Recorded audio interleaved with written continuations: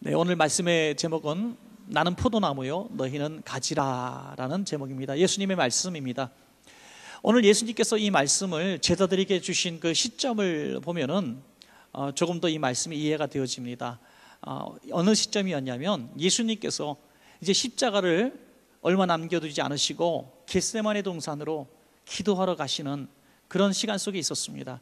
얼마나 마음이 착잡하고 힘들었겠습니까? 그런데 제자들의 모습을 바라보니까 3년 동안이나 그렇게 교육을 시키고 그렇게 사랑을 베풀었는데도 서로 누가 높으냐 어쩌냐 하면서 싸우는 이런 모습을 볼 때 얼마나 마음이 답답하셨는지요. 예수님이 십자가를 지고 이제 돌아가시면 이런 제자들이 과연 남아있을까?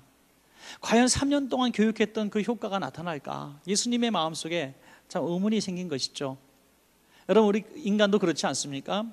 아무리 형제들이 서로 다툼이 많아도 아버님이 살아계시고 또는 어머님이 살아계시면 그 어르신께서 싸우지들 마라 이렇게 얘기 한마디 하시면 부모님 앞에서 그래도 참고 그래도 또 모이고 하지 않습니까? 그런데 그 부모님 어르신들 다 돌아가시고 나면 그 원수 같은 사촌들 정말 남남처럼 지내는 일들도 참 오늘 이 땅에 슬픔으로 많이 보여집니다.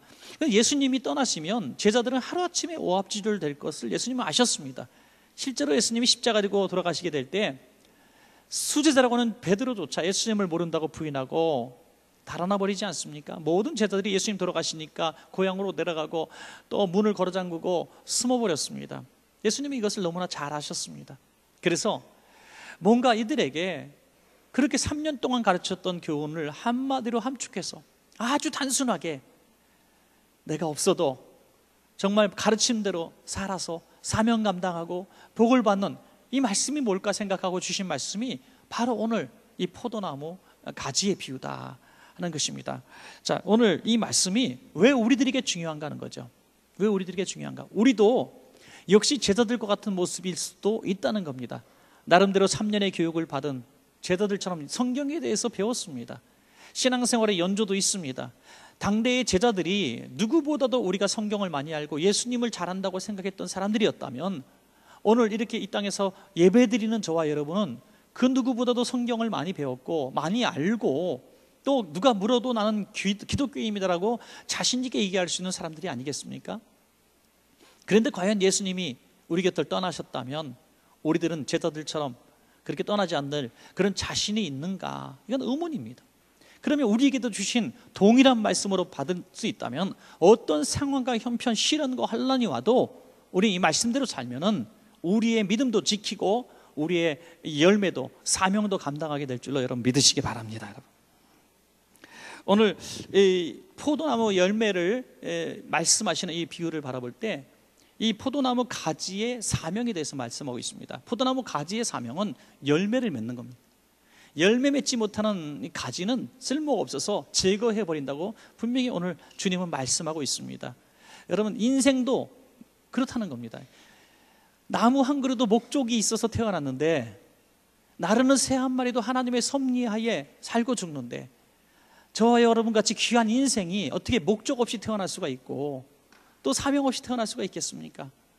그렇다면 우리도 주님이 주신 목적대로 사명대로 살지 못하면 열매 맺지 못하는 포도나무 가지처럼 하나님의 때가 이르면 가지를 제거해 버리셔서 길에서 불태워 버리시는 그런 날이 반드시 올 것도 알아야 된다는 거죠. 그러나 말씀대로 포도나무에 잘 붙어있는 가지가 되면 우리 그리스도인들은 풍성한 열매를 맺고 상급을 받고 또 존귀한 존재가 된다는 이 사실도 우리가 분명히 알아야 된다는 것이죠. 그러나 주님께 붙어있지 않는 인생은 인생의 목적을 절대로 알 수가 없다는 겁니다. 세상에 어떤 철학자가 인생의 사명에 대해서 인생의 나고 죽는 목적에 대해서 명쾌하게 가르쳐 주시는 사람이 어디 있습니까? 세상에 아무리 지혜가 많고 권세가 많고 권력이 많은 사람이라 할지라도 인생은 이것입니다라고 우리에게 말할 수 있는 사람이 누가 있습니까? 우린 모두 다 도토리기 키재기거든요. 다 피조물에 불과합니다. 우리끼리 서로 얘기해봐야 소용이 없는 겁니다. 다수결로 결정해봐야 소용이 없는 것입니다. 여러분, 우리를 지으신 창조주만이 인생의 목적을 아시고 인생의 심판자가 되신다는 사실을 믿으시기 바랍니다. 그러니까 사람의 말에 너무 기울이지 말고 시대적인 흐름에 너무 따르지 말고 사람들의 어떤 지식인들의 또는 권세자들의 이런 편견에 너무 우리가 좌지우지할 필요가 없습니다. 우리는 오직 하나님의 말씀대로만 순종하면 그것이 인생의 목적으로 사는 비결이 되고 인생의 최고로 큰 복을 받는 비결이 된다는 것입니다. 여러분, 한 가지 이런 예를 한번 드려볼까요? 이제 밥 공기로 태어난 그릇이 있어요. 근데 막 따끈따끈하게 태어났습니다. 이 밥 공기는 굉장히 사고가 좀 철학적인 사고를 가졌어요. 태어나자마자 나는 무엇 때문에 이 땅에 태어날까? 밥 공기가 고민에 들어갑니다. 밥 공기에 머리 싸매면서 끙끙 앓으면서 나는 도대체 왜 이 땅에 태어났을까? 그러다가 넓은 세계로 나갔습니다. 그러고 보니까 그릇 도매 시장이 있네요. 그릇이 가득 차 있는 시장에 가서 여기서 물어보면 되겠다. 그래서 여러 선배님들, 다양한 그릇들 모이신 선배님들, 저는 왜 이 땅에 태어났을까? 누가 좀 가르쳐 주십시오라고 얘기했더니 어마어마하게 큰 과일 담는 그릇이, 야, 너같이 조그만 그릇이 뭐에 쓸모 있을까? 난 잘 모르겠다. 그냥 너 신분에 맞게 살아라. 아주 화려하게 만들어진 도자기 찻잔이 말하기를, 야, 너는 재료부터 우리랑 급이 다르네. 여기는 너가 들어올 때가 아니야. 천한 거사 밖으로 나가. 쫓아보냅니다. 이게 그릇들의 세계예요. 그러나 밖으로 쫓아났을 때 마침 이 그릇 가게로 들어온 사장님이 딱 공기를 보더니, 야, 내가 지금 너무 필요한 거다. 그러면서 안고 들어가서 하루에 3번씩 독대를 했다는 거죠. 밥 공기니까. 하루 3끼 밥 안 먹는 사람이 어디 있습니까? 여러분, 이것은 무엇을 말합니까? 주인의 손에 들림받아서 쓰임받는 순간 모든 그릇보다 존귀한 그릇이 되는 줄로 믿습니다. 우리가 이 땅에 무엇을 위해서 태어났는가? 나는 왜 태어났는가? 나는 실력이 이거밖에 안 돼. 나는 가난한 집에서 태어났어. 나는 배운 것이 없어. 나는 물질이 없어. 나는 건강이 없어 라고 말할지 모르겠지만, 그것은 세상 사람들이 보는 기준하에서 우리가 볼 때 비참하기도 하고 교만해지기도 하지만, 하나님 손에 딱 붙들려서 하나님이 쓰시면 그 상태로서 우리는 가장 존귀한 존재가 되고 목적대로 사는 이유가 되고 가장 복받은 그릇이 되는 줄로 믿습니다. 여러분, 오늘 이 말씀을 하고 있는 거예요. 우리가 인생의 가장 큰 열매를 맺고 가장 복된 인생을 사는 비결은 뭐냐? 오늘 포도나무 가지 비유를 통해서 아주 선명하게 분명하게 말씀하고 있습니다. 오늘 말씀을 통해서 보면 우린 딱 2가지를 말씀하고 있습니다. 2가지를 말씀하시는데 2가지만 우리가 간단하게 받아들이면 우리가 그 행할 수 있는 능력도 생기고 또 그 복도 받게 될 줄로 믿으시기 바랍니다. 자, 첫 번째 한번 따라해 주시기 바랍니다. 주님 안에 붙어 있어야 합니다. 우리가 인생의 목적대로 살고 열매 맺는 인생을 살기 원해서는 첫 번째는 주님 안에 딱 붙어 있으면 됩니다. 여러분, 예수님은 참 쉬운 비유를 하신 겁니다. 쉬운 비유. 당시에 양을 치는 비유, 농사 짓는 비유, 고기 잡는 비유 너무 쉽게 말씀하세요. 복잡하게 이야기하면 알아들을 수가 없는 거예요. 그래서 쉽게 말씀하시는 거예요. 야, 가지가 열매를 맺으려면 어떻게 하면 되니? 가지가 떨어지지 않고 나무에 그냥 붙어 있으면 열매 맺는 거 아니에요? 맞아, 그거야. 그냥 가지는 몸통에만 잘 붙어 있으면 열매는 자동적으로 맺히는 거야. 이렇게 말씀하고 있는 것입니다. 여러분, 아주 단순한 진리입니다. 우리의 노력과 열정과 아무리 우리가 가지에 금치를 하고 우리가 가지를 가꾼다 할지라도 몸통에서 끊어진 생명력 없는 가지는 열매를 맺을 수가 없고 길거리에 버려져서 말라지고 불태워질 수밖에 없다는 것입니다. 그러나 가지 모양이 촌스럽고 초라하고 보잘것 없어 보여도 몸통에만 딱 붙어 있으면 몸통이 주는 진액을 먹고 몸통이 주는 그 햇빛을 받게 하는 높이에 딱 서서 열매를 자동적으로 맺히게 되는 것입니다. 우리가 주님 안에 붙어 있다는 것이 바로 이 복이 있다는 것입니다. 요한복음 15장 1절에 보면 나는 참 포도나무요 너희는 가지니, 예수님이 이렇게 분명하게 말씀하십니다. 너희는 나와 함께 하지 않으면 살 수 없는 존재야, 이렇게 말씀하고 있습니다. 여러분, 저는 하나님께서 농부시고 예수님은 포도나무 비유라는 것까지는 우리가 쉽게 납득할 수 있고 저도 납득할 수 있습니다. 그래, 하나님이 농부시니까 그 아들이신 예수님은 포도나무이겠지. 그러나 우리는 누군가, 우리의 정체성은 뭔가? 우리는 원래는 가지가 아니라는 거죠. 우리는 그 몸통에 붙어 있었던 가지가 원래 아니었고 우리는 꺾여져서 길바닥에 버림받은 죽어가는 가지였습니다.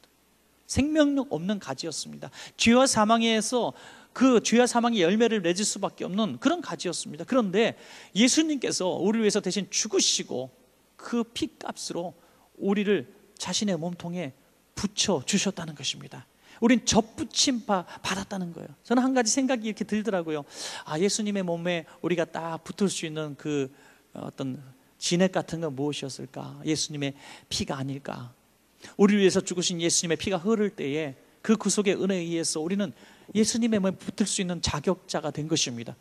우린 죄인이었지만 예수의 피로 우린 죄사함 받아서 예수님과, 죄 없으신 예수님과 한 몸이 되었다는 것입니다, 여러분. 그러므로 오늘 놀라운 것은 우리의 생명력은 우리에서 나오는 거 아니라 예수님에게서 나온다는 거죠. 우리 지하 1층에서 보면 나무가 이렇게 있지 않습니까? 나무가 있는데 아주 예쁜 나무가 쫙 올라와 있어요. 6년 전에 심었습니다. 진짜 나무예요, 그거. 그런데 6년 동안 이파리 한 개도 안 떨어지고 동안을 유지하고 있어요, 그대로. 똑같아도 6년. 어쩌면 한결같을 수가 있을까요? 예. 나무는 나무인데 밑둥이가 잘려진 말라버린 나무기 때문이죠. 동안을 유지하고 모양은 여전히 파란빛을 유지하고 있지만 그 나무의 결정적인 아픔은 열매가 없다는 거죠. 자라지 않는다는 겁니다. 여러분, 때로는 시들기도 하고 때로는 꺾이기도 하고 바람에 부러지기도 하지만 살아있는 나무는 열매를 맺게 되어 있는 것입니다. 우리가 절대로 이 땅에 살아갈 때 어떤 세찬 바람이 불고 어떤 시험과 유혹과 환란이 와도 우리가 절대로 떨어지지 말아야 될 것은 예수님과 하나가 되는 데 있어서 우리가 포기해서는 안 된다는 것입니다. 예수님에게서 떨어져서는 안 된다는 것입니다, 여러분. 또는 교회에서 우리가 시험을 받을 수도 있어요. 어떤 목회자나 성도들 간의 다툼과 상처를 입을 수도 있습니다. 그러나 절대로 주님과 여러분 이별은 하지 마시기 바랍니다, 여러분. 오늘날 교회는 이전의 교회보다 더 많은 재원을 가지고 있고 더 많은 건물들을 가지고 있고 더 많은 좋은 것들을 많이 가지고 있어요. 더 많은 능력을 가지고 있어요. 그렇다고 해서 과거에 그 박해받던 시절의 교회들이, 아주 어려운 시절의 교회들이 맺었던 성령의 열매보다 우리가 더 많은 열매를 맺고 있다고 누가 감히 자신 있게 말할 수가 있겠습니까? 열매 자체가 우리에게서 나는 것이 아닌 것입니다. 열매 자체가 우리의 능력과 힘과 규모에서 나오는 것이 아니라 예수님과 붙어 있으면 열매가 생기는 거고 예수님과 떨어져 있으면 열매가 없는 것입니다. 믿으시기 바랍니다, 여러분. 이것은 굉장히 중요한 말씀입니다. 우리는 너무나 많은 외형의 이 덧칠의 크기의 규모의 실적에 너무 우리가 관심이 많아요. 우리의 정말 우리 영적 눈의 관점은 우리 교회가 예수님께 붙어 있는 교회인가? 우리의 개개인의 성도님들이 나는 과연 예수님과 지금 하나가 되어 있는 성도인가? 예수님의 생명력을 받고 있는가? 예수 생명이 내게 있는가? 오늘 이것을 여러분 유일한 우리의 문제로 진단할 수 있다면 우리 인생에 없던 열매가 생기기 시작할 줄로 믿습니다, 여러분. 많은 성도들이 지금 교회에서 상처 있고 목회자에게 상처 있고 교회를 떠나는 시대예요. 교회를 떠나서 혼자 기독교인인데 교회 안 다니는 성도가 200만 명을 헤아리고 있다 그래요. 그들의 얘기를 들어보면 다 이해가 갑니다. 그러셨군요. 너무 큰 상처를 입으셨군요. 아니, 그렇게 못된 목사가 있었어요. 그렇게 못된 성도님이 있었어요. 나 같아도 너무 상처가 많았을 거예요. 실망했었을 거예요. 그러나 여러분, 여기까지입니다. 여기까지. 그렇다고 해서 주님을 떠나면 정작 죽는 것은 나무 가지이기 때문입니다, 여러분. 내가 죽는 거예요. 내가 죽는 거예요. 절대로 주님을 떠나지 마십시오. 그래서 교회들이 성도들을 아주 어린아이처럼 그냥 떠나지 않도록 부들부들 떨어요. 그래서 원하는 대로 막 해주려고 그래요. 아니에요, 여러분.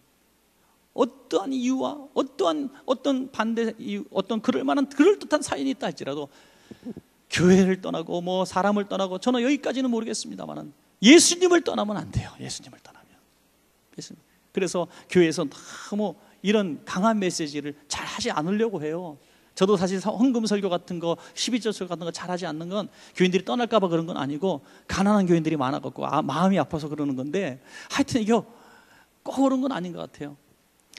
기독교 초창기에 한 마을에 조그만 교회가 있었는데 목사님하고 성도님들이 이웃마을에 복음이 들어가지 않았으니까 전도 여행을 갔습니다. 전도 여행을 갔는데 누가 반겨주지 않으니까 그냥 그 산기슭에 있는 폐가를 하나 찾았어요. 폐가를 찾아가지고 그냥 이렇게 대충 쓸고 한 방에서 목사님 주무시고 마루에 남자들 자고 건너방에 여자 성도님들 몇 명 주무시는데 밤에 히히히히히 소리가 들리는 거예요. 귀신 소리가 나는 거예요. 바람이 후. 너무 성도들이 무서워서 잠을 잘 수가 없어요. 그래서 귀신 역사가 많아가지고 목사님 깨우고 다 깨워서 마루에 앉아갖고 우리 기도 예배 드립시다. 예배. 먼저 마귀들과 싸울지로 막 분명히 7, 8명이었는데 소리가 너무 아름답고 더 크게 들리는 거. 누가 천군 천사가 같이 찬양 하나 뒤돌아왔더니 마귀 4명이 나타나갖고 사부 합창으로 따라 부르고 있다는 거예요. 그 찬양을 따라 부르고 있어. 마귀들과 싸우죠. 안 되겠어. 나사렛 예수 이름으로 물러가라 물러가라 했더니 니나 나가라 여기 내 집이다 그러더라는 거죠. 그래서 너무 속상해갖고 우리 손잡고 기도합시다. 손잡고 막 기도하는데 중간에 보니까 중간중간에 마귀들이 섞여가지고 같이 기도하고 있더라는 거예요. 그래서 너무 우리 포기합시다. 이 집을 버리고 빨리 나갑시다. 그랬더니 목사님 우리 전도 여행하는데 전도비가 다 떨어졌습니다. 우리 다음 마을 갈 때 전도비가 없으니까 전도 헌금이나 좀 하죠. 그래서 그럴까요? 우리 헌금이나 좀 거둡시다 했더니 마귀들이 한 명도 없이 다 도망갔더라는 거예요. 헌금 내릴까 봐. 나사렛 예수 이름보다 헌금하자는 소리가 더 무섭다는 거예요. 이 시대의 교회에 우리 성도들의 이런 이중적인 인격을 보여주고 있는 거죠. 뭐 11조 드리지 않아도 돼. 교회 충성하지 않아도 돼. 주일 성수가 어디 있어. 뭐 이렇게 얘기들 하지만 그 본심은 희생하고 싶지 않은 마음이에요. 그 본심은 손해보고 싶지 않은 마음입니다. 정말 우리가 주님 안에 하나가 되어 있고 주님의 생명력으로 내가 살아가고 있는 것이 믿어진다면 주님의 뜻대로 살아갈 수밖에 없는 거예요. 세상의 사조가 어떻게 변하든지 세상의 철학과 이론이 시대가 어떻게 변하든지 나는 주의 길을 가련다 할 수 있는 것입니다. 요한복음 15장 2절에 물은 내게 붙어있어 열매를 맺지 아니하는 가지는 아버지께서 그것을 제거해 버리시고 물은 열매를 맺는 가지는 더 열매를 맺게 하려 하여 그것을 깨끗하게 하시느니라. 결국에는 떨어진 가지와 붙어있는 가지, 열매 맺지 못해서 패망하는 가지와 더 풍성한 열매를 맺는 가지가 마지막 시대의 결산의 날에 드러나게 될 것입니다. 요한복음 15장 6절에 사람이 내 안에 거하지 아니하면 가지처럼 밖에 버려져 마르나니 사람들이 그것을 모아다가 불에 던져 사르느니라. 이것은 두려운 진실입니다. 사실입니다. 그러나 부정적인 면만 있는 거 아닙니다. 요한복음 15장 8절에 너희가 열매를 많이 맺으면 내 아버지께서 영광을 받으실 것이요 너희는 내 제자가 되리라. 왜 우리가 부정적인 면을 바라보며 두려워합니까? 우리는 주님 안에 딱 붙어 있어서 열매를 많이 맺어서 하나님께 영광 돌리고 우리는 제자가 되는 것입니다. 여러분 여기 놀라운 얘기 아닙니까? 지금 이 말씀을 듣고 있는 사람들은 예수님의 제자들입니다. 이미 3년 동안 제자로 부름받았고 공인된 제자입니다. 그런데 미래형으로 말씀하지 않습니까? 너희가 내 제자가 되리라. 무슨 말입니까? 너 지금 열매 없다는 거죠. 열매 없지 않냐 이거요. 사랑하는 여러분, 우리가 지금 주님의 제자라고 확신하는 사람 많기를 바랍니다. 물론 그러나 열매 없이 내 인생에 정말 하나님이 주신 목적대로 살아서 하나님이 기뻐하시고 하나님께 영광될 만한 내 성령의 열매가 없는데 내가 그리스도인입니다, 제자입니다 해도 소용이 없다는 겁니다. 우리 신앙생활 가운데에 하나님 아버지께 영광이 될 만한 내 인생의 목적대로 산 이 열매들이 우리 가운데 있으면 나 제자입니다 할 필요가 없는 거예요. 나 하나님의 아들입니다 할 필요가 없는 거예요. 우리는 그대로 제자로 인정받는 것입니다. 마태복음 21장에 보니까 길가에 무화과나무를 보시고 예수님이 시장하셔서 열매를 찾는데 이파리는 무성한데 열매가 없는 거예요. 그래서 그 무화과나무를 저주하시니까 말라버리지 않습니까? 아무리 우리가 외형적으로 훌륭한 교회고 훌륭한 성도인 모습을 갖췄다 할지라도 정말 품위 있고 멋지고 흠없는 그리스도인의 모습을 갖추고 있다 할지라도 하나님이 기뻐하시는 열매가 없으면 이유는 하나입니다. 주님과 떨어지는 상태로 가지로서만 살아왔다는 거죠. 주님 안에 붙어 있으면 주님이 우리가 원하든 원치 않든 우리에게 진액을 주시고 생명력을 주시고 열매를 맺을 수 있는 능력을 주님이 주실 수밖에 없는 거죠. 주님이 주시는 겁니다. 여러분, 우리가 학생이 공부해야 좋은 학교 간다는 거 학생이 왜 모릅니까?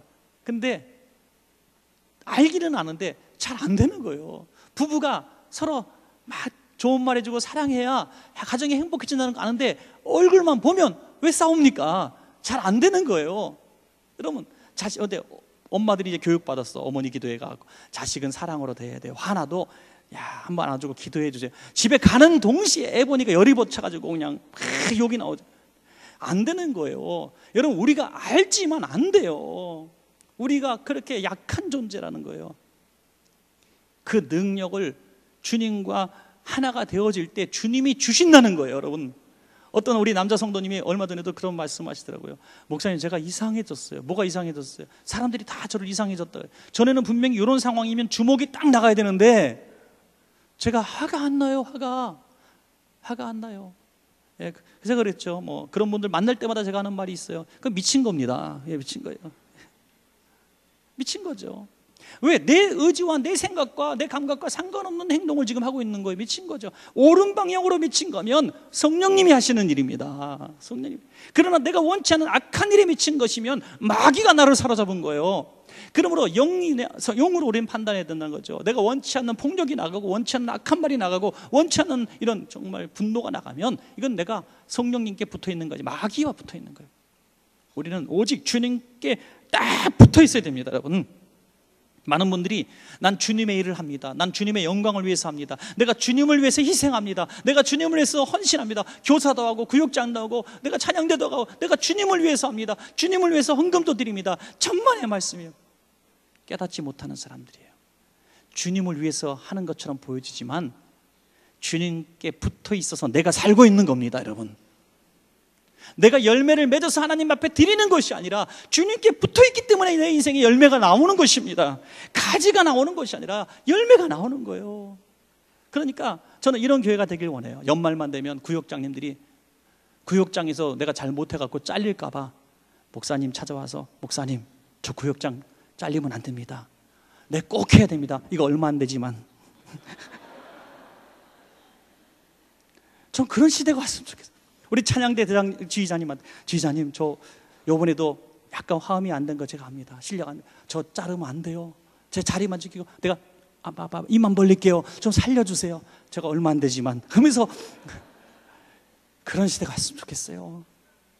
그게 내가 생명이고 내가 복이 받고 내가 열매 맺는 비결인데 너무너무 모르는 거예요. 내가 해준다, 내가 희생한다, 내가 드린다. 아닙니다. 주님 몸에 붙어 있으면 붙어 있는 것 때문에 열매를 맺게 되는 거고, 열매를 맺는 건 내가 맺은 것이 아니라 주님의 은혜로, 주님의 능력으로 열매를 맺게 된 것이고, 존귀하게 되는 것은 바로 열매 맺는 가지가 존귀하게 되는 것입니다. 여러분, 요한복음 15장 7절에 너희가 내 안에 거하고 내 말이 너희 안에 거하면 무엇이든지 원하는 대로 구하라, 그리하면 이루리라. 우리가 아무리 기도해도 응답 안 된다고 투정 부릴 필요가 없어요. 주님과 하나가 딱 되어서 열매 맺는 인생이 되면 우리가 원하는 거 기도하는 대로 응답해 주신다고 약속하지 않았습니까? 주님과 딱 떨어져 있으면서 멋대로 살면서 열매도 없는 인생을 살면서 주님 이러시면 안 되는 거죠. 내가 뭘 잘못했습니까? 하는 얼마나 주님이 답답하시겠어요. 어찌됐든 우리 정말 주님 만나는 날까지 주님 몸에 딱 붙어서 누가 뭐라 그래도, 어떤 시험과 혼란이 와도, 어떤 미혹의 세력이 와도 주님으로부터 떠나지 않는 복된 성도님들 다시기를 간절히 축원합니다. 끝으로 두 번째는 따라합시다. 성도 간에 연합해야 합니다. 첫 번째가 하나님과의 관계라면, 예수님과의 관계라면, 두 번째는 우리 성도 공동체의 관계입니다. 여러분, 우리가 각각의 가지였습니다. 김 집사님은 이쪽 가지고, 박 집사님은 저쪽 가지고, 이장로님은 저쪽 가지예요. 저는 또 이쪽 가지예요. 그런데 하나님이 원천교회라는 예수 그리스도의 한 몸에 하나씩 하나씩 이렇게 껴서 붙여주신 거예요. 우리가 원해서 예수님 몸에 붙은 것도 아니고 원해서 원천교회 온 것도 아닙니다. 여러분, 내 발로 내가 택한 것 같지만 나르는 새 한 마리도 하나님이 허락하지 않으면 떨어지지 않는다는 사실을 믿는다면, 정말 그 사실을 믿는다면 이렇게 중요한 교회 선택이 어떻게 내 마음대로 했다고 생각하십니까? 하나님이 이 교회를 통해서 여러분을 복 주시기 위해서 여러분 부르신 줄로 믿으시기 바랍니다. 저는 이렇게 말씀드리고 싶어요.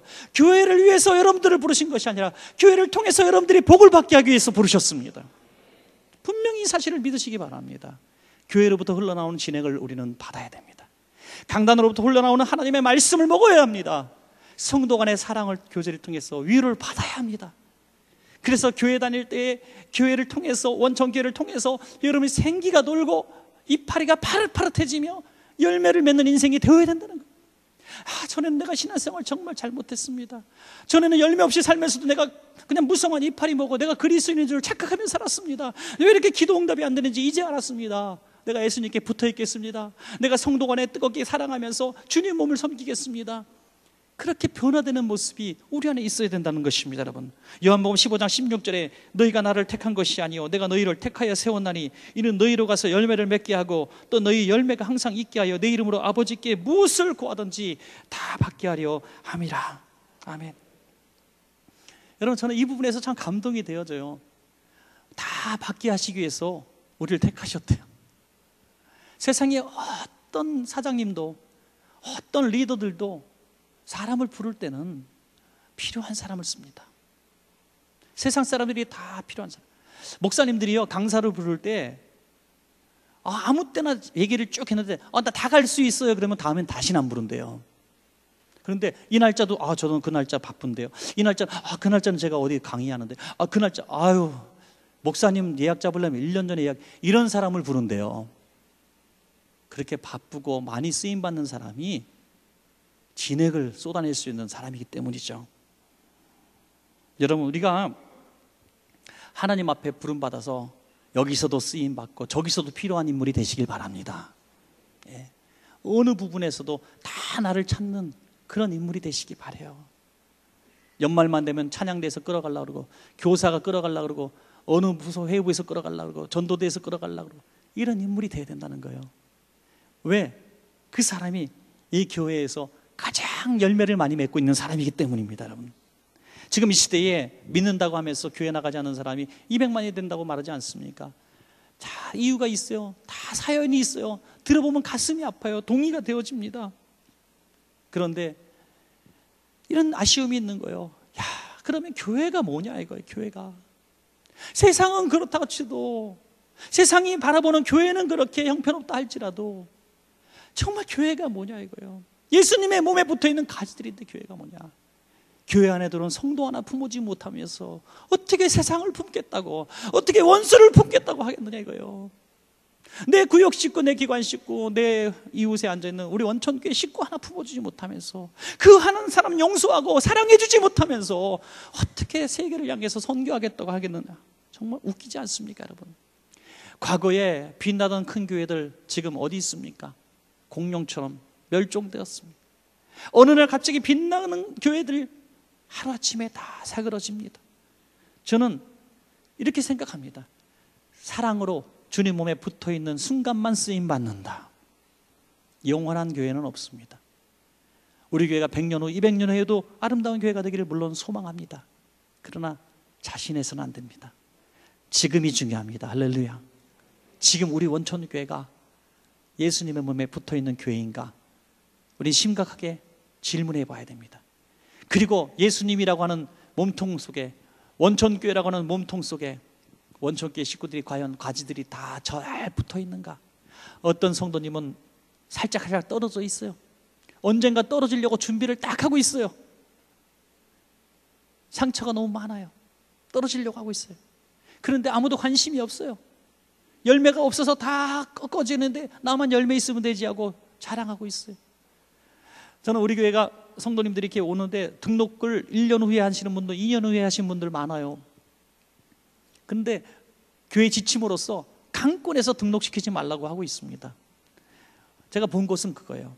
어떤 이유에서든지 상처를 입고 교회를 떠난 사람은 2년 동안 3년 동안 고민하다가 떠나더라고요. 버텨보려고 막 애쓰다가 눈물을 흘리며 신앙생활하다가 떠나는 거예요. 그러면 그만큼의 시간이 치유의 시간이 필요한 거예요. 그냥 와서 쉬어야 됩니다. 은혜만 받아야 됩니다. 위로만 받아야 됩니다. 아무 일을 하지 않아도 따뜻한 밥 한 그릇 대접 받아야 합니다. 그런 사람이 바로 여러분의 옆자리에 앉아 있습니다. 여러분, 옆에 있는 분에게 인사하십시다. 당신은 소중한 존재이십니다. 아멘. 여러분, 예수님이 왜 제자들에게 이 말씀을 하셨는지 뒤로 갈수록 우리는 너무나 놀랍게 이 본문을 이해하게 됩니다. 요한복음 15장 12절부터 보시겠습니다. 내 계명은 내가 너희를 사랑한 것 같이 너희도 서로 사랑하라 하는 이것이니라. 사람이 친구를 위하여 자기 목숨을 버리면 이보다 더 큰 사랑이 없나니 너희가 내가 명하는 대로 행하면 곧 나의 친구라. 열매 맺는 포도나무 가지에 대해서 얘기하시더니 갑자기 친구를 위해서 죽으라고 말씀하고 있어요. 주님은 아셨습니다. 십자가 지고 주님이 떠나시면 이 제자 공동체는 일순간에 오합지졸이 되고 미워하고 반목하고 질시하고 무너질 걸 아셨습니다. 그래서 이 공동체를 하나로 단단하게 뭉칠 수 있는 이 비결을 말씀하시는데 서로 위해서 죽으라 이거예요. 그러면 제자 공동체는 하나가 된다는 거예요. 주님의 이 말씀대로 자신들의 능력은 없었지만 마가다락방에 성령이 임하실 때 그렇게 도망갔던 제자들이 앞장서듯이 나가서 사도 요한을 빼고 모두가 주님 따라 순교의 제물이 되었습니다. 주님을 위해 죽었고 주님의 친구가 되었고 제자들의 친구가 된 줄로 믿습니다. 여러분, 결국에는 사랑이에요. 얼마 전에 텔레비전 잠깐 보는데 라디오를 들었는데 그 라디오에서 탈북자가 나와서 증언을 하시더라고요. 방송에서 탈북자가 했던 얘기 중에서 가슴에 팍 와닿는 얘기가 하나 있었어요.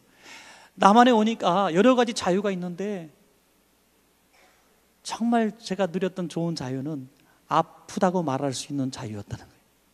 아파할 자유. 도대체 이게 무슨 말일까 자세히 들었습니다. 제가 운전하다가 다 왔는데 시동을 계속 터놓고 주차장에서 이 얘기를 끝까지 들었어요. 아파할 자유. 북한에서는 아프다는 말을 하면 큰일 난다는 거예요. 또 꾀부리는구나. 인민재판에 끌려나가고 감옥에 갇히고 한다는 거예요. 그래서 아파도 꼭 참아야 돼요. 죽을 힘을 다해서 또 나가야 된다는 거예요. 그게 당에 대한 충성이고 그렇기 때문에 사는 길이기 때문에.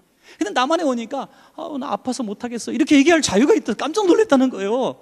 아파서 오늘 회사 못 나가요. 그래도 그래 쉬어라. 그 아프다니까 친구가 와서 아프냐고 위로해주고. 이게 너무나 놀라운 은혜라는 거예요. 아프다고 얘기할 수 있는 자유가 이 남한 땅에도 있는데 사랑하는 성도님들이요, 목사고 장로고 권사고 이 직급이 지위가 무슨 소용이 있습니까? 신앙의 50년 연조가 무슨, 대학 총장이 무슨 의미가 있습니까? 영적으로 아프면, 영적으로 너무 외로우면 구역 식구들한테 나 외롭다고 말씀하세요. 나 힘들다고 말씀하세요. 나 영적으로 공부하다고 말씀하세요. 그래야 우리가 기도해드리죠. 얼마 전에도 우리 학생들 위해서 기도하고 아파서 병원 가는 아이 붙들고 우리 구역장님과 구역식들이 막 눈물을 흘려 기도하는데 제가 너무 마음이 좋았어요. 저도 막 눈물이 막 가슴에서 올라. 정말 교회라고 하는 이름 때문에, 구역이라는 이름 때문에 처음 만난 사람들인데 그의 자녀가 지금 아파서 병원에 가는데 내 자녀처럼 통곡하며 무릎 꿇고 맨바닥에서 울고 기도하고 있어요. 여러분, 이러한 사랑이 어디서 나왔습니까? 한 몸통인 주님에게서 나온 사랑인 줄로 믿으시기 바랍니다. 어떤 교회를 원하십니까? 여러분에게 묻거나 저에게 물어도 같은 대답이 나올 거예요. 여러분, 엄청나게 큰 교회 원하십니까? 어마어마하게 영향력 있는 교회를 원하십니까? 너무 유명한 교회 원하십니까? 아니잖아요. 사랑하는 교회, 사랑받는 교회를 원하지 않습니까? 위로받을 자격이 여러분에게 있고 위로할 의무가 여러분에게 있습니다. 요한복음 15장 7절을 제가 딱 마지막으로 보는데요, 이 말씀을 보면서 정말 이거구나. 예수님이 이 말씀을 딱 하시는 이유가 무엇인지 주님이 딱 말씀하셨는데 정말 전율이 있습니다. 요한복음 15장 17절, 내가 이것을 너희에게 명함은, 지금까지 내가 이 얘기한 이유는 너희로 서로 사랑하게 하려 함이라. 아멘. 그렇습니다. 사랑이 성령의 열매, 으뜸이라는 거예요. 열매라는 거예요. 내가 주님 안에 딱 붙어있는 증거는 사랑이고, 내가 교회 안에 딱 붙어 있어서 성도를 사랑하는 그 증거는 사랑이라는 거예요. 이 열매가 주렁주렁 내 인생의 가지에 매달려 있을 때 나는 제자가 되고 내가 복을 받고 무슨 기도를 해도 응답을 받고 하나님의 천국의 상급이 우리에게 있다는 말씀인 것입니다. 여러분, 말씀을 맺겠습니다. 여러분, 우리는 가지고 꺾여버린 가지입니다. 우리는 원래 존귀한 존재가 아닙니다. 그런데 예수님의 선택의 은혜에 의해서 그냥 버림받은 가지가 예수님의 십자가의 공로로 예수님 몸에 다 접붙임 바 되었습니다. 그리고 원천교회 한 교회가 되었습니다. 이것은 우리의 선택이 아니라 주님의 은혜의 선택이었습니다. 그러면 우리는 하는 거 딱 하나밖에 없어요. 그냥 주님 몸에 붙어 있기만 하면 되는 거예요. 그러면 주님이 우리가 살아갈 힘을 주시고 열매 맺을 힘을 주시고 서로 위로할 수 있는 능력을 주시는 것입니다. 그렇게 살아가면 되는 거예요. 우리의 모든 영적인 관점을 딱 하나 눈을 뜨고 이렇게 바라보십시오. 주님에게서 떨어지면 안 됩니다. 다윗처럼 주의 성신을 내게서 거두지 마옵소서. 우리는 원래 소중한 존재가 아닌데 접붙임 바 되는 동시에 소중한 존재가 되어 버렸습니다. 우리는 서로에게 소중한 존재가 아니고 남남이었어요. 그런데 교회 안에서 서로에게 소중한 존재가 되어 버렸습니다. 믿으십니까? 되어 버렸다는 거예요. 된 것이 아니라, 되게 한 것이 아니라 되어 버린 거예요. 그래서 오늘 저는 설교 제목을 사실은 되어 버렸습니다 이렇게 하려다 말았어요.